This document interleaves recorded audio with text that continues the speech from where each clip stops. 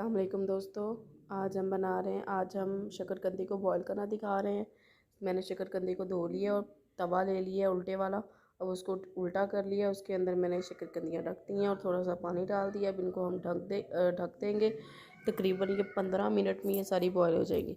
हम इसके ऊपर वज़न रख देंगे। ये बहुत ही ज़्यादा मीठी होंगी। पानी में बॉईल हमें नहीं करना चाहिए, मतलब जो ज़्यादा पानी में हम भी कुकर करते हैं, इससे बहुत ही मज़ेदार होंगी ये और कितनी जल्दी ये बन जाएंगे। ये देखिए शकरकंदी बॉईल हो गई। अब हमने इसको चेक करना है। ये देखिए नाइफ डाल कर देखिए, सब बहुत ज़बरदस्त बॉईल हो चुकी हैं। अब हम इसको निकाल लेंगे सबको। ये देखिए अब इनको छीलेंगे।